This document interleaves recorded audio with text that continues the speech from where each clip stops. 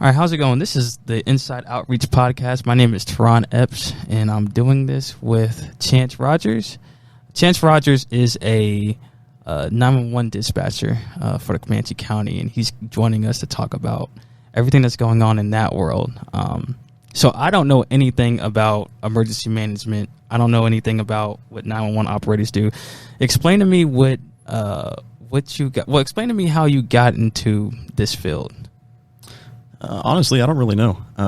My mother was a dispatcher whenever I was a child, and my father was a firefighter and an EMT, and then he became a paramedic. So I guess you could say I was kind of born into the world of emergency services. My grandfather was in the military, and then he was a jailer at the juvenile detention center. So everybody in my family kind of worked closely with either law enforcement or medical. This job was the first one I had right out of high school. I worked at a bakery during high school, and then after I graduated, I applied for the city of Lawton as an entry-level position, and I actually came above an entry-level position. Our academy had 5 people, and we have what are called telecommunicator 1, 2, 3, and then supervisor. That's how it was whenever I joined. Everybody else in my academy was a telecommunicator 1, and I was the only one that was a telecommunicator 2. Which honestly kind of upset some people, seeing as how I was freshly 18. Right. Everybody else was in their late 20s, early 30s. However, it did work out. My only remaining coworker from that academy is now a telecommunicator 2. We did away with the telecommunicator 3 position. Telecommunicator 2 is more of like an assistant supervisor, and that's what I was recently promoted to. So me and her are now our assistant supervisors for our shift, along with our supervisor, Ashley. So when you got into the field, what are the things that you're learning to do? Is it just operating at, somebody calls 911, or is it just working with police officers? How does that work? Is it for the people, or are you working directly with police officers, or both? So we work with everybody. Whenever I was hired on, we went through a 7-week academy. I think it's been dropped down to 5 weeks now due to staffing issues. However, it was 7 weeks. So you get hired on, you do your orientation with the city on a Monday, and then the rest of the 7 weeks is all in a training classroom where we study policies and protocols. A big portion is geography. Right. That's one of the most important parts about our job is knowing our county around us. We also study TIN codes. We study phone and radio etiquette, voice control, tone, things like that. And then after we graduate from the academy, we're sent to do on-job training. Which starts with a call taker position. It's where we learn how to answer the phone, how to handle emergencies. We do have ongoing training every month. We're required to meet a certain amount of continuing education. We do have to recertify on all of our certifications every 2 years. After my first academy, I went to a second academy, which was 2 weeks long. That was through a company called the International Academy of Emergency Dispatch. They're located out of Salt Lake City, Utah. But they are used around the world for 911 call taking. Teaches you best protocols and practices to handle an emergency. Right. They give you a card set to follow if you're not able to remember the questions. There's also a computer program. It's like a digital version of the card set. However, that academy just teaches you how to navigate those protocols, how to choose the correct one. If somebody calls and say they've fallen and they can't get up, we have a certain set of questions versus if they say they haven't fallen and they just need help getting up. Questions related to a shooting teaches you how to give CPR over the phone, which is different than giving CPR in person. Okay. It's a little more complex relaying instructions over a phone call than it is just demonstrating it or doing it yourself on scene. Right. However, we are required to learn how to do both, give the instructions and perform it ourselves, which is a little bit silly because we are locked in an office. However, we are still required to do that. We have training over active shooter. We have training for various medical conditions that could exist, medication administration, things like that. Over the past 3 years, which is about how long I've been working there, I've probably done countless hours of continuing education, probably adding up to over 500 plus hours. Yeah, that's a lot. Getting into it, was there kind of a learning curve? I'd imagine being on the phone and not really seeing and kind of having to imagine the kind of situation that somebody is in. Is there like a learning curve, kind of like an adaptive thing that happens in your brain as you're learning how to do all this stuff? It really teaches you how to develop your skill to comprehend people when they're talking to you. Right. Comprehension is one of our biggest attributes because, like you said, we don't have eyes Right. out there on the scene. We only have our ears. So it really develops our ability to listen. We have to know really what a caller means because what they say and what they mean are usually very different. Right. So we have to know what kind of questions to ask. We have to know to listen for signs of distress, things like that. If you compare my call-taking ability now to 3 years ago when I started, it's very different. Right. The longer you work there, the better you are. And that's very apparent, obviously. And some of our newer people, they're not as good as a lot of our people that have been there for 5+ years. Right. But we do expect everybody to get there eventually. Within the first year of working there, we require everybody to be on the same standard of training. So within a year, you should be certified in all areas of dispatching. We do have call taking as the starter. And then we have a channel called 272, which is where Lawton police officers will run their traffic, tags, driver's licenses. It's where animal control calls are sent to. Right. And then we have LPD-1, which is where all the Lawton police dispatching takes place. That's where calls get put on the radio. That's where traffic stops happen, things like that. And we have a console called County Law, which is where all the deputies, as well as all the police officers for the surrounding towns, Geronimo, Sterling, Cache, things like that. That's where all that goes down. And then we have the Fire Console, which is Lawton Fire, and then all the county fire departments. So we have Lawton Fire, and then we have, I think, 22 volunteer fire departments. Here in Comanche County? Yeah. They're not all volunteer. I think some of them are paid. Elgin and Cache, I think, are paid. However, most of them are volunteer, so they are unpaid firefighters, which it's hard to imagine how many people are in Comanche County that are willing to do this type of work for free, but there's a lot of them out there. And how challenging is learning how to deal with people who are in distress? I'd imagine you're dealing with people who are in at least a very stressful situation. We have to take a lot of classes about stress management. About half of them are focused on the public, and the other half is focused on us. It's very easy in this job to get overwhelmed, and so we do have to learn ways to mitigate our own stress, or at least until the end of the workday. We can let it out as soon as we're out of the building, but while we're there, we're expected to be able to maintain a calm demeanor. We're required to be able to calm down other people. Obviously, when people call, it's not the best day of their life. It's usually the worst. Yeah.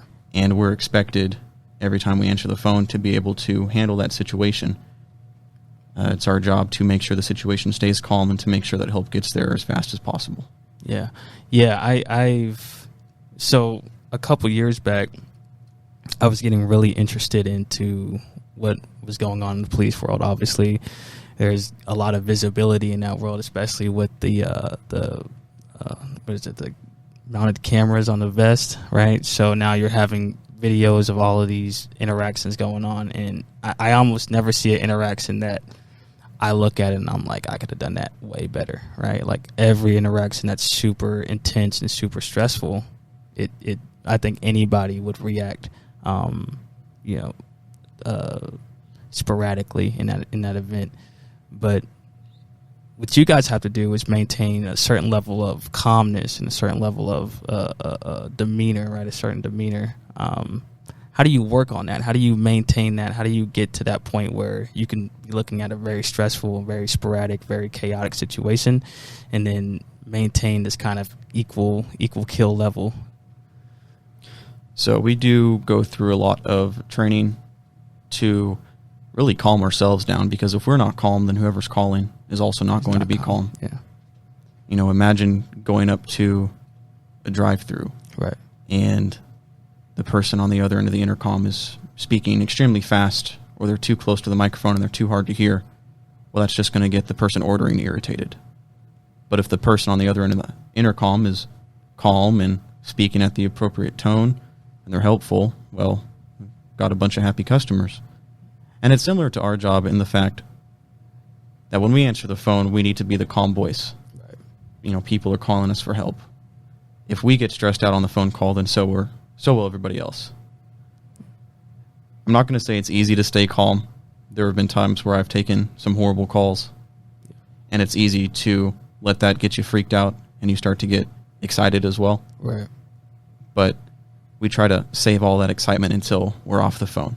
then we can deal with our stress. I've always wondered, is there a bit of emotional containment that you have to do when you're taking these calls? Do you just kind of have to, I don't want to say compartmentalize, but is there a point where you just, look, I'm here, I'm doing this job, I'm doing this for an important reason, but I can't get so invested in this, so emotionally attached to this that it changes? Is there a sense of that? Whenever I'm training new call takers, they will have a tendency to panic on certain calls. And after the call is finished, I will have to pull them aside and just remind them, we're here for a reason. We can get excited after the call is over. Right. But while you're on the phone, you have to remind yourself, I'm the only person that can help him right now. I'm the only person that's here for the alone mother who was just beaten by her husband. I'm the only person for the teenage girl who was just involved in a drunk driving accident. And until somebody gets on scene, we are the only person. That's why a lot of people call us the first responder. Right. While we're not there on the scene, we're not boots on the ground, we're the very first person talking to somebody in an emergency. We're the very first person giving them instructions, and we're the very first person possibly saving their life. When people look at us and they will try to say we're not first responders, a lot of us get a little irritated because they're right. We don't respond to the scene. Right. We don't put on tactical pants. We don't carry a gun. We don't have a stethoscope or administer medication. However, we are the first person that these people talk to. And in some cases, we're also the last person. I've been on the phone with people who have died before response has gotten there. And it's hard to not get overwhelmed knowing that their last person they ever spoke to was a complete stranger. Right. You would rather it be a family member, son or a daughter, parents, anybody who they could see face to face and not just a voice on the other end of a phone. Right. That is some of the anguish that we deal with, especially when it comes to people who are on the brink of suicide.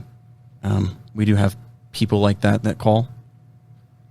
And we are trained to the best of our ability to talk to these people and to calm them down. And one of the best tactics that I use is I get real with them.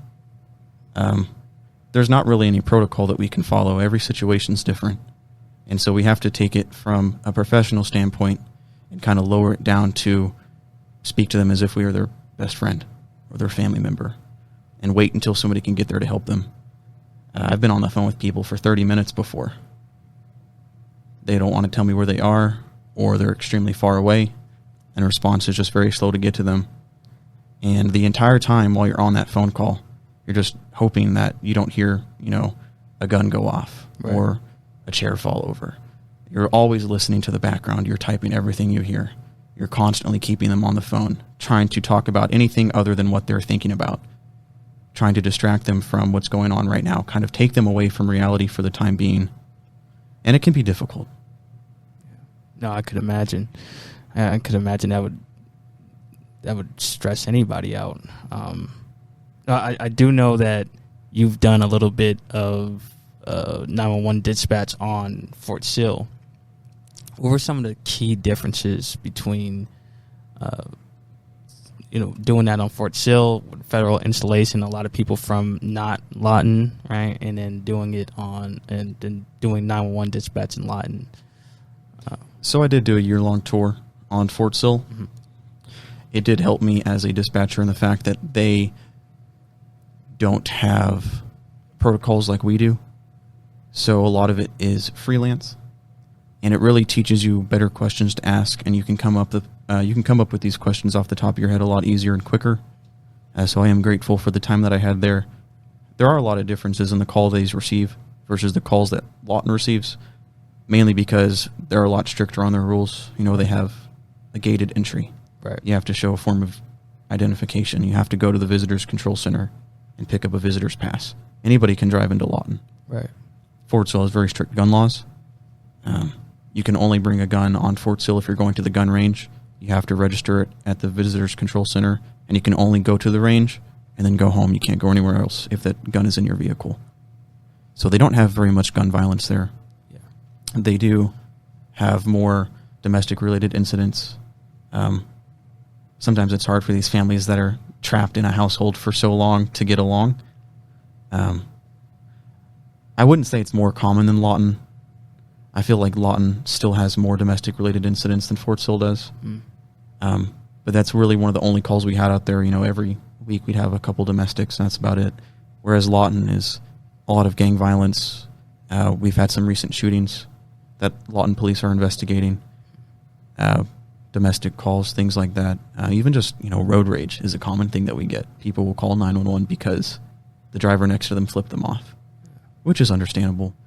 It is a big difference, though, in the type of calls that we received on a military installation versus the city police department. Yeah, I could imagine. I've heard this as a very common trait among people who work in emergency management, first responders, is you're dealing with people on their bad days so often. So it's every day that you're there, somebody's calling because of this situation or that situation, and it's always it's people on those bad days, right? And for some people, it changes their outlook on the world. It changes their outlook on people.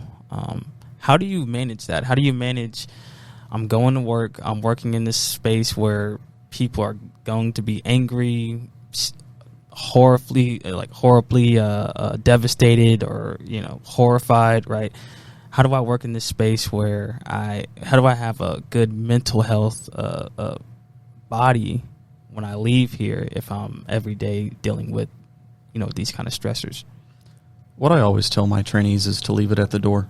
And I know that's a very common thing among workplace stuff. It is very true, though. If you leave everything at the door when you exit the building and you try not to take any of it home with you, it does work wonders. For me, my best way of stress management is while I'm at work, I'm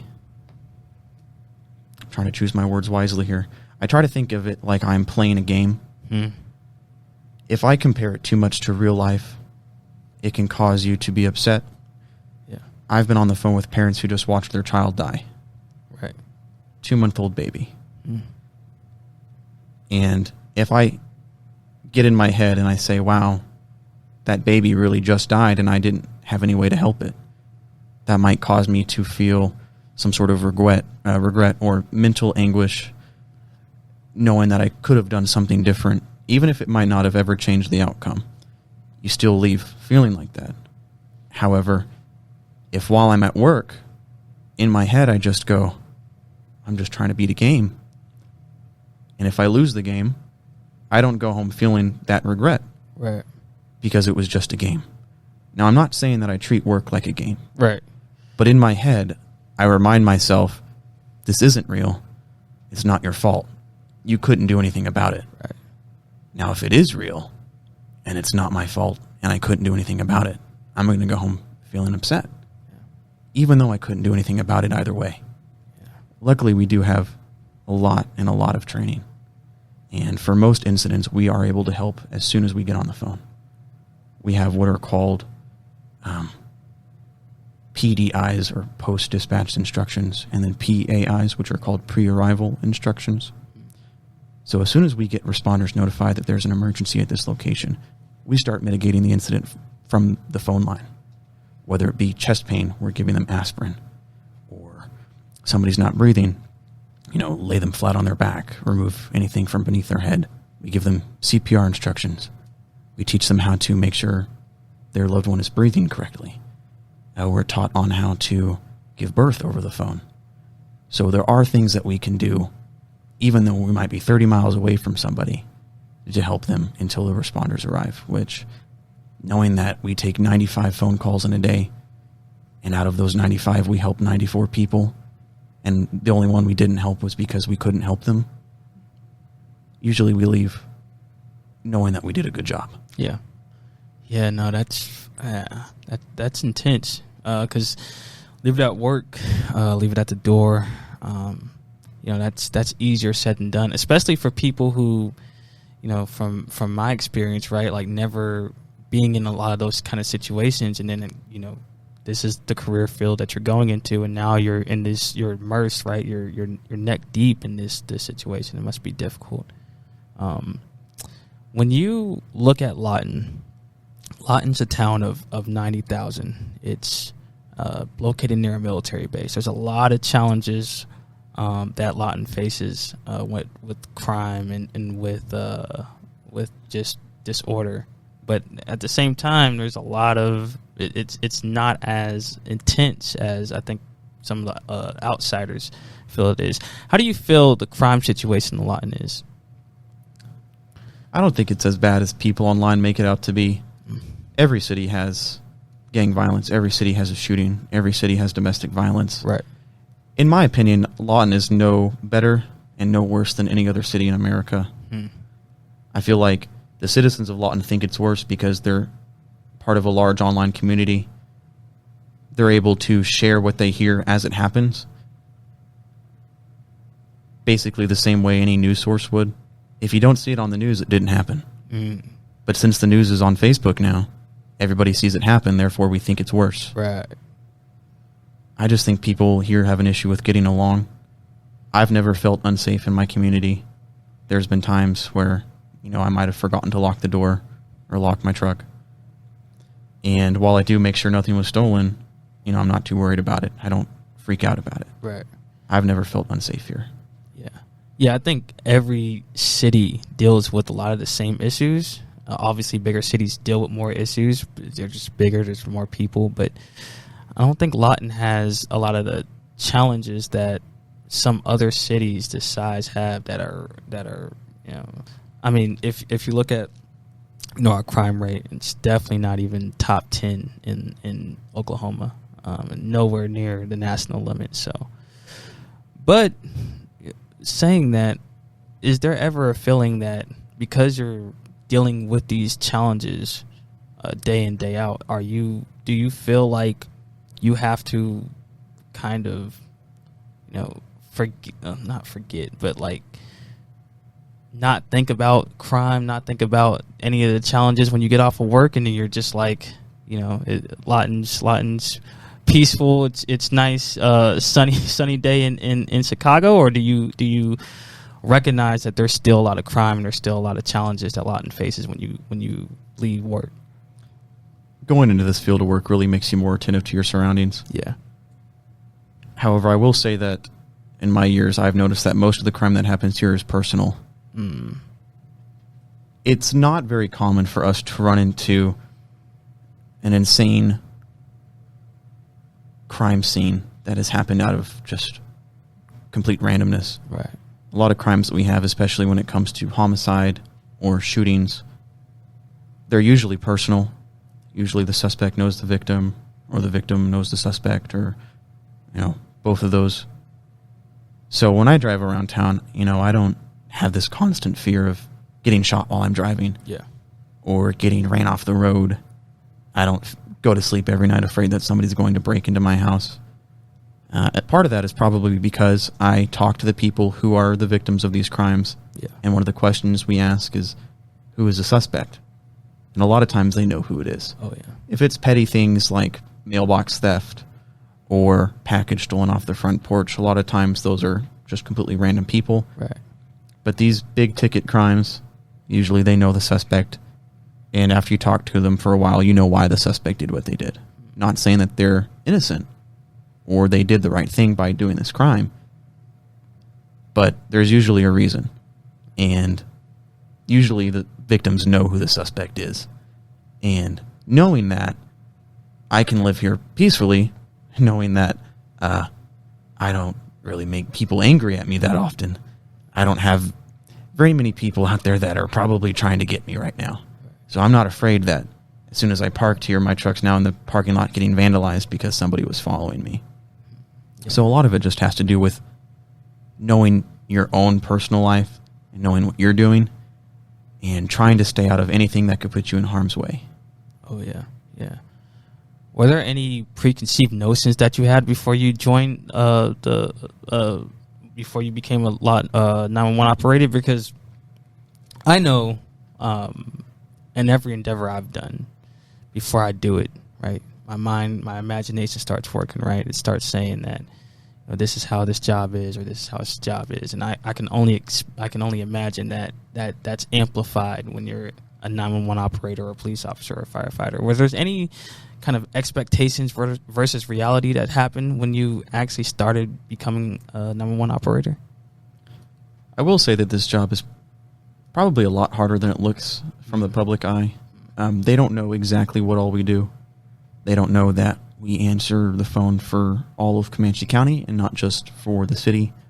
While we are employed by the city of Lawton, we do much more than city-related activities. Like I said, we have 23 fire departments that we dispatch for. We have numerous police agencies. We take phone calls for Lawton Animal Welfare. When people call the animal shelter, it gets forwarded to us. People don't know that we're trained to take those calls. People don't know some of the life-saving instructions that we're trained to give. Even as far as dispatching, they think we're just pandering on a radio. There's a lot of logistics behind every word that we say. My supervisor, Ashley, she's probably one of the best police dispatchers I've ever met. You can tell that she really has a knack for the job. And you wouldn't, on paper, think that she'd wind up dispatching. She has a degree in chemistry. Yet, she is the best police dispatcher I've ever met. Which doesn't really make sense. And when she told me she had that degree, I almost didn't believe her until she started giving me chemistry formulas on how to make certain things. And that's when I was like, oh, she's being truthful about this. But listening to her when she's on the radio, and sometimes I'll just watch her eyes and just seeing her look from screen to screen to screen, and look at the map and look at the radio and look at the phone, and then you can just see all the gears turning. I mean, imagine solving a 1,500-piece puzzle in 10 minutes. Yeah. And that's basically what she's doing. She's fitting everything together perfectly. And she does it without getting stressed out. She does it without sweating. She'll go for 8 hours without taking a break. And she's just amazing at what she does. Yeah. No, I mean, it's definitely work that, I couldn't do. So I definitely respect it. When you started doing this, right, when you started this career field, were there any skills that you started to amplify and gain? Was there anything that that you use in your personal life that you've learned at work, right? So I think if you're a logistician, right, you probably think about planning your trips to Disney World a little differently, right? If you're so is there anything that you've learned through your career that's been introduced into your personal life? One of the biggest things that I have developed was situational awareness. Before I started this job, driving down the road, you don't pay attention to street signs unless it's, the one that you're looking at turning at. Right. I can tell you that the nearest intersection to here is University and Gore. Right. I can tell you, if you give me an intersection, I can tell you probably where it's located in the city. And taking that skill and using it during real life, if I'm driving somewhere, I always pay attention to road signs that I pass. If I were to get in an accident on the highway, I'd be able to tell the dispatcher what mile marker that I was just past, because I pay attention to everyone that I see. When I drive to Weatherford, I pay attention to the county roads that I cross by. Just in case something happens, I don't have to look on a map and try to find the nearest intersection. I can tell them, well, I just passed this, or I'm just north or south of this. Okay. It's helped me learn my directions a lot better. Sitting in this room, I can tell you which direction each one is. Using that on the road. Paying attention to people's license plates, that's a big one. I never used to do that before. If I'm in a hit and run, you bet we're going to find you, because I already memorized your license plate before you even hit me. Memorizing people's descriptions. Being a good call taker makes you a really good caller. If I ever have to call another jurisdiction, if I'm in Oklahoma City and I witness a crime, I know exactly what details to give. I know exactly what they're looking for. I know which way the suspect ran. I know what descriptions that they need for the responding officers. A lot of little things that you didn't know were a skill that you needed. Oh, yeah. Yeah. No, that makes sense. I think that's something that we can all work on. If you were to give some people advice, right? People, I see this on the internet a lot, right? Especially in the military community. People want to adopt some of the lessons and some of the lifestyle tricks that people in law enforcement military do, right? So you'll see people, waking up at 4:30 in the morning and doing PT or just adopting some of these lifestyle traits. If you were to give regular, normal, everyday people advice on, things that can make them a little safer, things that they can do that, could help them, especially if they ever have to call, what would you say that would be? I would say two things. First one being always be attentive to your surroundings. Always pay attention to anything that might be a little suspicious, because if you are, it could possibly save your life. And then the second thing would be always know where you are. Even if it's just what road you're on or what city you're in, you'd be surprised how many people call and don't know anywhere where they're at. They can't tell you what road they're on. They can't tell you what county they're in. Half the time, they call our dispatch center and they're in Texas. There's a Comanche County in Texas as well. Right. And they call Comanche County, Oklahoma. I would suggest always know where you are. It's very helpful, especially in an emergency. If you're in a rollover accident, we can't always find you when you call 911. Sometimes there's a big circle on the map, and it might be 500 meters across, and the computer is telling us you're somewhere within this 500-meter circle. That's a big area to cover. Even if you can just tell us the last thing you remember seeing, whether it be a business or an exit sign, just always be paying attention. One of the biggest things we encounter is it's hard to help people when they don't know where they are. Yeah. And we can't always find you. Yeah, no, that makes sense. I want to end out on a real question, and I think this is a question that's on a lot of people's minds, and I think it's about kind of the human element to the kind of work that you guys do in first responders all across the board. And that's about, the professionalism and the image of the profession over the last few years. I don't necessarily want, regardless of what your opinion is on it, what do you think people in your career field can do to maintain professionalism in situations where it's easy for those traits and those feelings to it's easy for professionalism to dissipate, right? So what do you think are some ways that people in your profession could maintain professionalism and maintain a sense of control over a situation without it being without it turning into a nasty situation, a fight, a shooting, a killing? It blows my mind whenever we see on the news these dispatchers that have done some completely off-the-wall stuff. Right. Whenever we're in the academy, we have case studies similar to a law student has, where they will give us the description of an incident. They'll play back the call. They'll play back the recorded radio traffic, and we have to listen and we have to figure out what went wrong. And there was this one case of a dispatcher who had taken a phone call for somebody who had just driven into floodwater, and her vehicle was sinking. And one of the first things we're taught is we don't need a location, we don't need a name, we don't need a phone number. We need to get them out of the vehicle first. Right. All of that we can get later. But a vehicle is going to be completely underwater in under 90 seconds, depending on how big it is, depending on how deep the water is. And if we don't get them out of the car, there's no point in getting that location, because instead of it turning into a rescue, it turns into a recovery. And we try to not do recovery. We don't want to recover dead bodies. We want to rescue living people. Right. And whenever we listen to this phone call of this dispatcher getting mad that this lady didn't know where she was and then hanging up on her instead of helping her, absolutely disgusting. Yeah. If we look at the shooting that had happened where the male had went into the grocery store and had shot all of those innocent people, and the dispatcher was just hanging up on people instead of trying to help them. She was just getting mad. It blows my mind that people can go into this job field and do things like that on the phone. It's not hard to maintain professionalism whenever you know people's lives are on the line. I could understand it being hard for me when I was 17, getting mad at a customer when I worked at a bakery. Okay. Yeah. Because their life isn't on the line. Right. We accidentally put onions on your sandwich. Oh, well. But this job is not a regular job. When you work in emergency services, you need to realize that we're the only people that can get you help right now. If it's 3 a.m. and you call your primary care doctor, do you think they're going to answer? Absolutely not. Right. If you call 911, somebody will always be there to answer.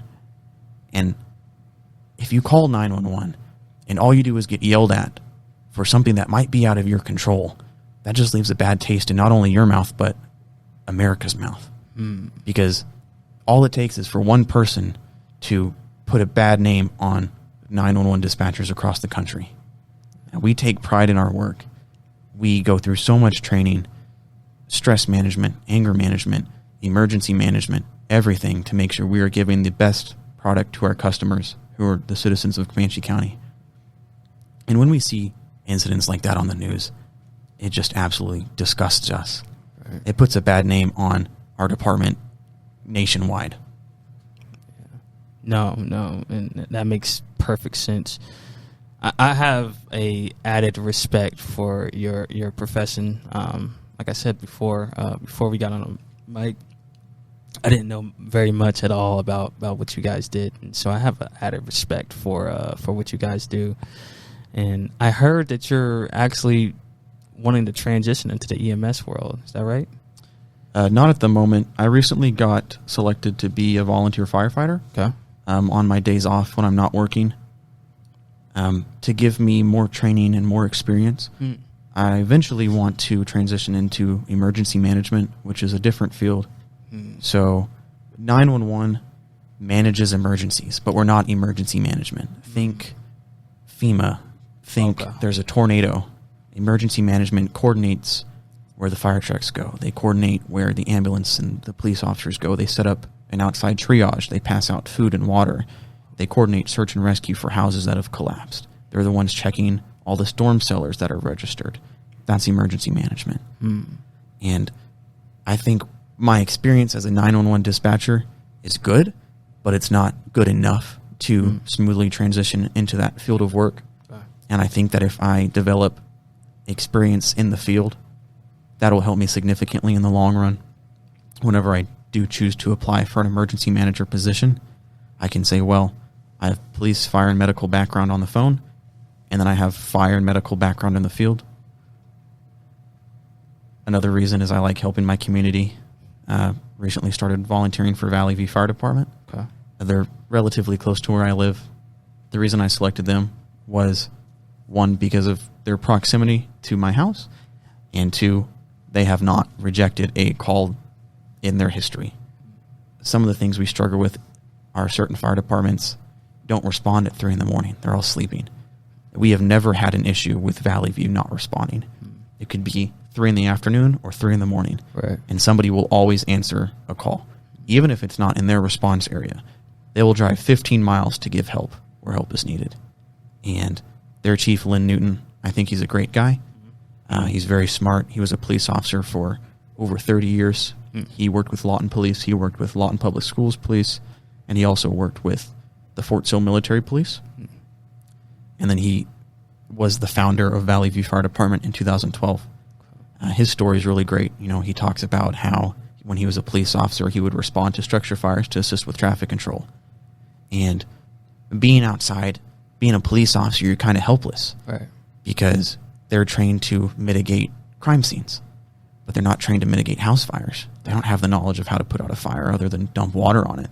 Yeah. And then watching these firefighters storm into a burning house to rescue children or the elderly really changed his perspective. And once he retired as a police officer, he knew that he wanted to continue his career as a firefighter. Right. And so he was one of the founding members of Valley View, and he's still the chief today. And I think what he does there is great. He has great policies. He has a great team. He makes sure that everybody's trained above standard. They're an ISO Class 3 fire department, and they're the only non-paid fire department that has a ISO rating, which basically tells you how many personnel they have, how many calls they respond to each year, and how much training they get. So the Lawton Fire Department used to be an ISO 3. Now they have upped their personnel by adding Station 8, got them up to an ISO 1, which is the highest fire department rating you can get. However, being a volunteer fire department where you make all of your earnings off of fundraisers and being able to supply the training and the same amount of training that a paid fire department for a large city has is incredible. Their members are very smart. A lot of them have been firefighters for the entire 10 years that Valley View has existed. And they have some great equipment. And none of it's new either, but they keep it in such great condition. They really value all the stuff that the community around them has been able to pay for through donations, through fundraisers, things like that.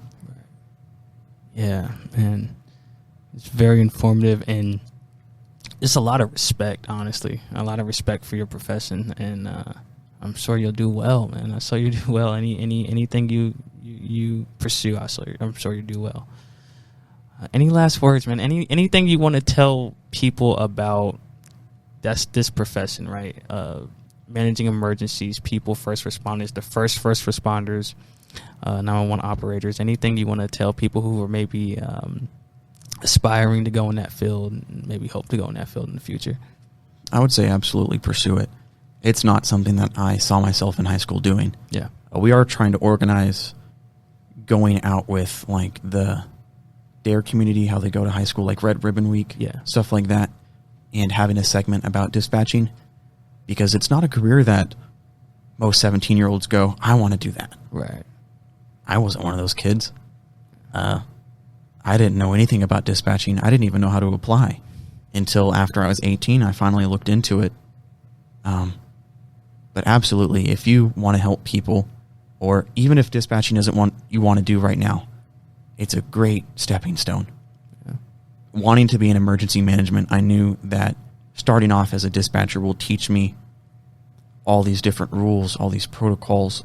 It will give me all of this entry-level training that I can work on. And now after being here for 3 years, there's so much more advanced training that I've been able to take part of that I can continue to use no matter where I go, whether it be a firefighter, or if I ever wanted to be a paramedic or an emergency manager or a law enforcement officer.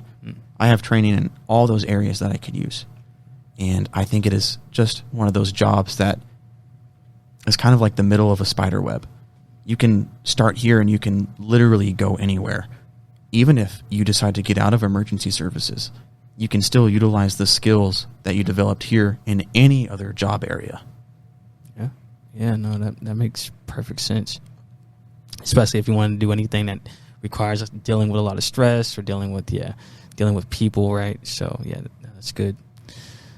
Well, Chance, man, I really appreciate you coming here, and I really appreciate you being a part of this, and I hope this has been informative for the listeners as it's been for me. You really opened my eyes, so I thank you for what you do for the community and what everybody else as 911 operators are doing. So I appreciate it. No, we appreciate you. All right, this has been the Inside Outreach Podcast. My name is Taron Epps Jr. I was joined here by Chance Rogers, and we are complete. Sounds good?